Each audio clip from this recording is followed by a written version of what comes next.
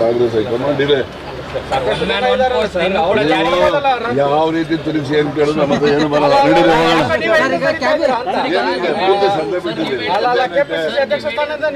ಬೇಡ ಏನಂತೆ ಮಂತ್ರಿಗಿರಿನೂ ಬೇಡ.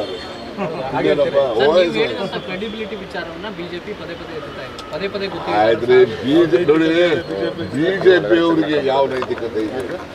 ನೀವು ನಾನು ಮೊದಲು ಏನಾದರೂ ಸಪೋಸ್ ಈಗ ನೀವು ಸರಿ ಇಲ್ಲ ಅಂತ ಒಂದು ಬೆಟ್ಟು ನಿಮ್ಮ ಕಡೆ ನಾನು ತೋರಿಸಿದ್ರೆ ನನ್ನ ಕಡೆ 3 ಬೆಟ್ಟು. ನೀವು ಒಂದು ಅಂಶದಲ್ಲಿ ನೀವು ತಪ್ಪಿತಸ್ಥರು ಅಂತ ನಾನು ನಿಮ್ಮನ್ನು ತೋರಿಸಿದ್ರೆ ನಾನು 3 ಪಟ್ಟು ತಪ್ಪಿತಸ್ತಾ ಇರ್ತೀನಿ. ಹಾಗೆ ನಾವು ಯಾವಾಗಲೂ ಕೂಡ ಇನ್ನೊಬ್ಬರ ಮೇಲೆ ಏನು ಆರೋಪ ಮಾಡ್ತೀವಿ, ಆ ಆರೋಪ ಆ ತಪ್ಪು ನಾವು ಮಾಡಿದ್ದೆ. ಆಗ ನಮಗೆ ಇನ್ನೊಬ್ಬರ ಬಗ್ಗೆ ಆರೋಪ ಮಾಡಲಿಕ್ಕೆ ನಮ್ಗೆ ಹಕ್ಕಿಲ್ಲ. ನಾವೇ ಕೊಳತ ಗುಂಡಿ, ನೀವು ಏನಪ್ಪ ಇದರಿಂದ ಯಾವುದೋ ಒಂದು ಸಣ್ಣ ಗುಂಡಿ ಆಗ್ಬಿಟ್ಟೈತೆ ಅಂತ ಹೇಳಿ ಅವ್ರಿಗೆ ಹೇಳೋದು ಅದು ಯಾರು ಹೇಳ್ತಾರಲ್ಲ, ನೊಣ ಬಿದ್ದಿರ್ತದೆ ಎಲೆನಲ್ಲಿ ಊಟ ಮಾಡಲ್ಲಿ, ಅಲ್ಲಿ ಅವ್ರ ಎಲೆನಲ್ಲಿ ಹೆಗ್ಗಣ ಬಿದ್ದಿರ್ತಾರೆ. ನೊಣ ತೋರಿಸ್ಬಿಟ್ಟು ಅವರು ಅಪಹಾಸ್ಯ ಮಾಡ್ತಾರೆ. ಈ ಥರದಲ್ಲಿ ಬಿಜೆಪಿಯವರ ನಡವಳಿಕೆ. ನಾನು ಹೇಳ್ದಲ್ಲ ತಿಮ್ಮೇಗೌಡ ಆಗ್ಲೇ ಕ್ಯಾಬಿನೆಟ್ ರೀಶಫಲ್ ಮಾಡೋದು ಮತ್ತೊಂದು ಯಾವುದೇ ರಾಜಕೀಯ ತೀರ್ಮಾನ ಕಾಂಗ್ರೆಸ್ ಹೈಕಮಾಂಡು ಅಂತಿಮ ಅವ್ರು ತೆಗೆದುಕೊಳ್ಳುವಂಥ ತೀರ್ಮಾನನೇ ಹೊರತು ನಮ್ಮ ಯಾವುದೇ ಅಭಿಪ್ರಾಯಗಳು ನಿಮ್ಮ ಮುಂದೆ ನಾವು ಹೇಳಲಿಕ್ಕಾಗಲ್ಲ. ಹೇಳುವಂತ ಹೈಕಮಾಂಡ್ ರಾಜಣ್ಣ ಅವರಿಗೆ ಒಂದು ಡೈರೆಕ್ಷನ್ ಬಂದ್ಮೇಲೆ ಕೇಳಪ್ಪ, ಇಲ್ಲಿ ನಾವು ಪಾರ್ಲಿಮೆಂಟ್ ಎಲೆಕ್ಷನ್ ಇದು ಅದನ್ನು ಮಹಾಸನ್ನವೆಲ್ಲ ಇದ್ದು ಬಹಳ ಪ್ರಮುಖವಾದಂಥದ್ದು. ನಮ್ಮ ಮುಂದೆ ಯಾವುದಕ್ಕೆ ಯಾವ ವಿಚಾರಕ್ಕೆ ಆದ್ಯತೆ ಕೊಡಬೇಕೋ ಅಂಥ ವಿಚಾರಗಳಿಗೆ ಆದ್ಯತೆಯನ್ನು ಕೊಟ್ಟು ನಾವು ಕೆಲಸ ಮಾಡೋದು. ಈಗ ನಾವು ನೆಕ್ಸ್ಟ್ ಇವಾಗ ಜಿಲ್ಲಾ ಪಂಚಾಯತಿ ತಾಲೂಕು ಪಂಚಾಯತಿ ಚುನಾವಣೆಗಳನ್ನು ಮಾಡಬೇಕು ಅಂತಕ್ಕಂಥದ್ದು ಚರ್ಚೆ ನಡೀತಾ ಇದೆ. ಅದರಿಂದ ನಾವು ಆ ಕಡೆಯವರು ಕೂಡ ಗಮನ ಹರಿಸಬೇಕು. ಈಗ 14ನೇ ತಾರೀಕು ಬಜೆಟ್ ಹಾಕ್ತೀವಿ ಅಂತೇಳಿ ಮುಖ್ಯಮಂತ್ರಿಗಳು ಈಗಾಗಲೇ ಸೂಚನೆ ಕೊಟ್ಟಿದ್ದಾರೆ. ಆ ಬಜೆಟ್ ತಯಾರಿ ಅದಕ್ಕೋಸ್ಕರ ಮತ್ತು ಎಲ್ಲ ಇಲಾಖೆಗಳು ರಿವ್ಯೂ ತೊಗೋತಾರೆ. ನಾವು ರಿವ್ಯೂ ತೊಗೊಳ್ಳೋವಾಗ ನಾವು ಮುಖ್ಯಮಂತ್ರಿಗಳಿಗೆ ನಮ್ಮ ಇಲಾಖೆಯಿಂದ ಹೇಳಬೇಕು ಮತ್ತು ನಮ್ಮ ಬೇಡಿಕೆಗಳನ್ನು ಹೇಳಬೇಕು. ಬಜೆಟಲ್ಲಿ ಯಾವ ಸೇರಬೇಕು, ಏನು ಮಾಡಬೇಕು, ಆ ಕಡೆ ಈಗ ಕಾನ್ಸಂಟ್ರೇಷನ್ ಮಾಡ್ತೀವಿ. ಹೈಕಮಾಂಡ್ಗೆ ಪಕ್ಷ ಸಂಘಟನೆಯಲ್ಲಿ ಸಮುದಾಯದ ಯಾವ್ಯಾವ ಸಮುದಾಯಕ್ಕೆ ಮಾನ್ಯತೆ ಕೊಡಬೇಕಂತ ಏನಾದ್ರು ಪತ್ರ ಬರೆದಿದ್ದೀರಾ? ಅದು ನಂದು ಒಂದು ಮೊದಲಿಂದನೂ ಒಂದು ಪಾಲಿಸಿ ಇದೆ. ಈಗ ನಾನು ನಮ್ಮ ಮಧುಗಿರಿ ಕ್ಷೇತ್ರದಲ್ಲಿ ಸ್ಪರ್ಧೆ ಮಾಡ್ತೀವಿ. ನಮ್ಮ ಸಮುದಾಯ, ನನ್ನ ಜಾತಿ.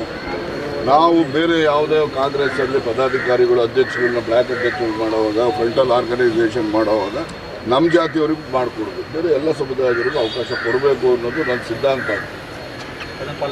ಅದನ್ನು ಪಾಲನೆ ಮಾಡಿದ್ರೆ ಪಕ್ಷಕ್ಕೆ ಒಳ್ಳೆಯದು.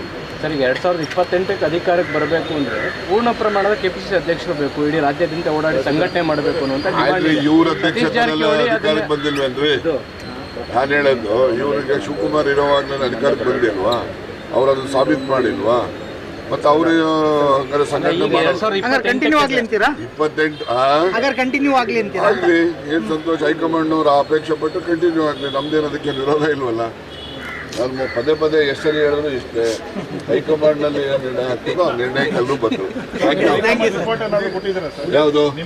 ನಾನು ಹೈಕಮಾಂಡ್ಗೆ ನಾವು 1 ವರ್ಷದಲ್ಲಿ ಏನು ಮಾಡಿದ್ದೀನಿ ಅಂತೇಳಿ ಒಂದು ಪುಸ್ತಕ ಮಾಡಿದ್ರೆ ನಿಮಗೂ ಭಾಳ ಜನ ಕೊಟ್ಟಿದ್ದೀರಾ ಇಲ್ರಿ? ಆಯ್ತು, ಇನ್ನೊಂದು ಕರೆಸ್ತೀವಿ ಬನ್ನಿ ಎಲ್ಲರೂ ಒಂದು ದಿವಸ ಯಾವತ್ತೂ ಸೇರೋಣ, ಕುಡಿಯೋರಿಗೆಲ್ಲ ಕುಡ್ಸೋಣ, ಊಟ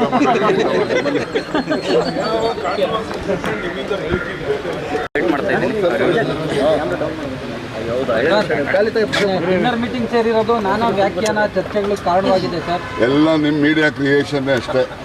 ಇವ್ರು ಊಟಕ್ಕೂ ಸೇರ್ಬಾರ್ದೇನಪ್ಪ. ನಾನು ಅವತ್ತೇ ಹೇಳಿದ್ದೇನೆ, 2 ಪೈಕ್ ಬಿಸ್ಕಿ ಕುಡಿಯೋಕ್ಕೆ ಸೇರಿದ ಪಾಪ ಅಷ್ಟೇ. ನಾನು ಒಬ್ಬನೇ ಕುಡಿದವರು ಯಾರು ಕುಡಿಲಿಲ್ಲ ಅಲ್ಲಿ ಅಂತ ಹೇಳಿದ್ದೀನಿ. ಇನ್ನೇನು ಹೇಳ್ಬೇಕು ನಿಮಗೆ?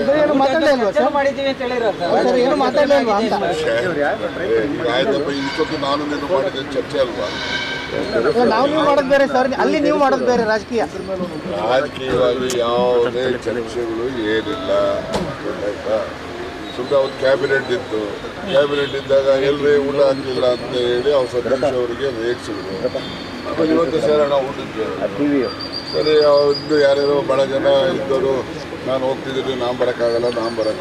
ಆಯ್ತು, ಯಾರು ಬರ್ತಾರೋ ಅಷ್ಟು ಜನ, ನಾವು 4-5 ಜನ ಹೋಗಿದ್ವಿ.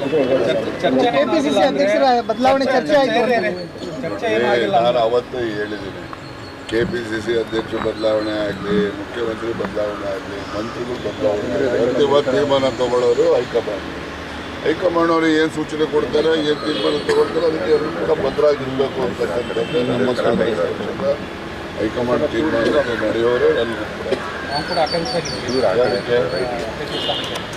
ನಾನು ನೀವು ಆಗ್ತೀರಾ ಅಂತ ಕೇಳೋರು ಇಲ್ಲ ಅಂತ ಹೇಳಕ್ಕಾಗ್ತದ ಆಗ್ತೀನಿ ಅಂತ ಹೇಳಿದ್ದೀನಿ. ಈಗಲೂ ಕೂಡ ಹೈಕಮಾಂಡ್ ಅವ್ರು ಆಗೋದು ಅದು ನನ್ನೇ ಕೇಳ್ತೀನಿ. ಬದಲಾವಣೆ ಮಾಡೋದು ಬಿಡೋದು ಎಲ್ಲ ಹೈಕಮಾಂಡ್ ಅವರ ತೀರ್ಮಾನ. ಅವರು ಬದಲಾವಣೆ ಮಾಡುವಾಗ ನಿನ್ನೆ ಮಾಡ್ಬೋದು ಅಧ್ಯಕ್ಷ ಯಾರು ಅವ್ರ ಇಷ್ಟ ಅಲ್ವಾ. ಅವಧಿ ಮುಗಿದಿದೆ ಆಗ್ಬೇಕಂತೀರಾ ಇಲ್ಲ ಅಂತಾರೆ ಅವಧಿ ಮುಗ್ದಿದೆ ಆಗಬೇಕು ಮಾಡೋರು ಹಂಗೆ ಎಲ್ಲ ರಾಜಕೀಯ ಪಕ್ಷಗಳು ಅವರವ್ರ ರಾಜಕೀಯ ತೀರ್ಮಾನಕ್ಕೆ ಅನುಗುಣವಾಗಿ ನಿರ್ಣಯಗಳನ್ನು ಆಯಾ ಸಂದರ್ಭಕ್ಕೆ ತಕ್ಕಂತೆ ತೆಗೆದುಕೊಳ್ತಾರೆ. ನೀವು ಆಗಲೇ ಹೇಳಿದ್ರಿ ಅಧಿಕಾರ ಹಂಚಿಕೆ ವಿಚಾರ ಸಿಎಂ ಅವರು ಪವರ್ ಶೇರಿಂಗ್ ವಿಚಾರ ಅವತ್ತು ಯಾವುದು ರಾಜಕೀಯ ಪ್ರಸ್ತಾಪ ಇಲ್ಲ ಕಣ್ರಿ. ಸುಮ್ಮನೆ ಎಲ್ಲ ಊಟ ಮಾಡಿದ್ದಕ್ಕೆಲ್ಲ ನೀವು ರಾಜಕೀಯ ಎಲ್ಲ ರಾಜಕೀಯ ಬಗ್ಗೆ ಚರ್ಚೆ ಆಯ್ತು ಅಂತ ಹೇಳಿದ್ರಲ್ಲ ಸರ್. ಎಲ್ಲ ಬಗ್ಗೆನೂ ಚರ್ಚೆ ಆಗಿದೆ ಅಂತ ಇದನ್ನು ರಾಜಕೀಯದ ಅಲ್ಲ ನಿನ್ನೆ ಮಾದೇವಪ್ಪ ಅವರು ಸರ್ ನಿನ್ನೆ ಎಸ್ ಸಿ ಮಾದೇವಪ್ಪ ಅವರು ಹೇಳಿದ್ರು ಪವರ್ ಶೇರಿಂಗ್ ವಿಚಾರ ಸಿಎಂ ಅವರೇ ಕಂಟಿನ್ಯೂ ಆಗ್ತಾರೆ ಅಂತ ಹೇಳಿ. ಅದು ಅವ್ರ ಅಭಿಪ್ರಾಯ ಇರ್ಬೋದು. ನಮ್ಮ ಮೊದಲೇ ಹೇಳಿದ್ದು ಸ್ಪಷ್ಟವಾಗಿ ಯಾರು ಮುಂದುವರಿತಾರೆ ಯಾರು ಮುಂದುವರಿಯೋದಿಲ್ಲ ಏನೆಲ್ಲ ರಾಜಕೀಯ ಬದಲಾವಣೆ ಅದು ಈಗ ಪರಮೇಶ್ವರ್ ಅವ್ರಿಗೆ ಸೇರಿದಂತೆ ಒಂದಷ್ಟು ಹಿರಿಯರಿಗೆ ಗೊಂದಲ ಇತ್ತು ಪವರ್ ಶೇರಿಂಗ್ ವಿಚಾರಕ್ಕೆ. ಹೈಕಮಾಂಡ್ ಹತ್ರದಿಂದ ಅವರವರ ಡಿಸೈಡ್ ಮಾಡ್ಕೊಳ್ಳೋದಲ್ಲ ನಾವೆಲ್ಲ ಯಾಕೆ ಇರಬೇಕು ಅಂತ ಪರಮೇಶ್ವರ್ ಅವ್ರು ಕೇಳಿದ್ರು. ಅವತ್ತು ಆ ಒಂದು ಏನಾದ್ರು ಅಭಿಪ್ರಾಯ ಅದು ಅಲ್ಲ ಗೊಂದಲ ಏನಾದ್ರು ಸರಿ ಹೋಯ್ತಾ ಸರ್ ಅವತ್ತಿನ ಮೀಟಿಂಗ್ ಅಲ್ಲಿ? ಅವರ ಅಭಿಪ್ರಾಯ ಇದೆ. ಅದನ್ನು ಸರಿಪಡಿಸ್ಕೋಬೇಕು ಅಂತ ಅದನ್ನ ಹೈಕಮಾಂಡ್ ಅವರೇ ಹೇಳಬೇಕು. ನೋಡ್ರಿ ಸ್ಪಷ್ಟ ಇನ್ನೊಂದು ತಿಳ್ಕೊಂಬಿಡಿ. ಅವತ್ತು ನಾವು ಸೇರಿದ್ದು ಹೊತ್ತು ಬೇರೆ ಯಾವುದೇ ರಾಜಕಾರಣಕ್ಕಲ್ಲ. ಹೊಸ ವರ್ಷದಲ್ಲಿ ಸೇರೋಣ ಅಂತ ಹೇಳಿ ಅನ್ಕೊಂಡಿದ್ದು. ಹೊಸ ವರ್ಷದಲ್ಲಿ ನಾವ್ಯಾರು ಎಲ್ಲ ಕ್ಷೇತ್ರದಲ್ಲಿದ್ದೇವೆ. ಅವರು ಊಟಕ್ಕೆ ಸೇರ್ಲಿಕ್ಕೆ ಆಗಿರಲಿಲ್ಲ. ಅವರು ಸತೀಶ್ ಅವರು ನಾನು ನಾಳೆ ಇರೋದಿಲ್ಲ ಇವತ್ತು ಎಲ್ಲ ಸೇರೋಣ ಆಯಿತು ಅಂತ ಹೇಳಿ ಊಟ ಮಾಡಿದ್ವಿ. ಊಟ ಮಾಡುವಂಥ ಕಾಲದಲ್ಲಿ ಈಗೆಲ್ಲ ಅಡ್ಮಿನಿಸ್ಟ್ರೇಷನ್ ಬಗ್ಗೆ ಮತ್ತು ಏನು ಸರ್ಕಾರದ ಕ್ರೆಡಿಬಿಲಿಟಿ ಬಗ್ಗೆ ಎಲ್ಲ ಏನೇನು ಆ ಥರ ಇದೆ ಭಾಳ ಹೈಯಲ್ಲಿ ನಮ್ಮ ಅಭಿಪ್ರಾಯ. ನೀವು ಹೇಳ್ತೀರಿ ಇಲ್ಲ ಸರ್ಕಾರ ಕ್ರೆಡಿಬಿಲಿಟಿ ಭಾಳ ಕಡಿಮೆ ಆಗಿದೆ ಅಂತ ನೀವು ಹೇಳ್ತೀರಿ. ಅದಕ್ಕೋಸ್ಕರ ಈ ರೀತಿ ಅಭಿಪ್ರಾಯಗಳು ಬರ್ತಾ ಇದ್ದಾವೆ. ಇವೆಲ್ಲ ಸರಿಪಡಿಸ್ಕೋಬೇಕು ಅನ್ನೋದು ಸರ್ವೇ ಸಾಮಾನ್ಯವಾಗಿ ಜನರಲಾಗಿ ಚರ್ಚೆ ಮಾಡಬಹುದು. ಆಗ ಅದನ್ನೆಲ್ಲ ದೊಡ್ಡ ವ್ಯಾಖ್ಯಾನ ಮಾಡಿ ದೊಡ್ಡ ಹೆಚ್ಚು ಇಂಪಾರ್ಟೆನ್ಸ್ ಕೊಡುವಂಥದ್ದು ಸರ್. ಈಗ ಒಬ್ಬರಿಗೆ ಒಂದೇ ಹುದ್ದೆ ಇರಬೇಕನ್ನೋದು ಚರ್ಚೆ ಮತ್ತು ಮೊನ್ನೆ ಕೂಡ ಎಲ್ಲ ಕಾಲದಲ್ಲೂ ಇದೆ. ಹಿಂದೆ 1979ರಲ್ಲಿ ದೇವರಾಜ ಅರಸು ಅವರು ಅಧ್ಯಕ್ಷರು ಆಗಿದ್ದರು, ಮುಖ್ಯಮಂತ್ರಿನೂ ಆಗಿದ್ದರು. ಅವಾಗ ದೇವರಾಜ ಅರಸನ್ನು ತೆಗೆದಿದ್ದೆ ಆ ಕಾರಣದಿಂದ ಒಬ್ಬರಿಗೆ ಒಂದೇ ಹುದ್ದೆ ಅಂತ ಹೇಳಿ ಕಾಂಗ್ರೆಸ್ನಲ್ಲಿ ನಿಯಮ ಇದೆ, ನೀವು 2 ಹುದ್ದೆ ಇಟ್ಕೋಬಾರ್ದು, 2ರಲ್ಲಿ 1 ಇಟ್ಕೊಳ್ಳಿ ಅಂತ ಹೇಳಿ ಹೇಳಿದ್ರು. ಅವರಿಲ್ಲ 2 ನಾನು ಇಟ್ಕೊಳ್ತೀನಿ ಇದ್ದು. ಅವಾಗ ಹೈಕಮಾಂಡ್ ಅವರು ಅವರನ್ನು ಪಕ್ಷದಿಂದಲೇ ತೆಗೆದ್ರು.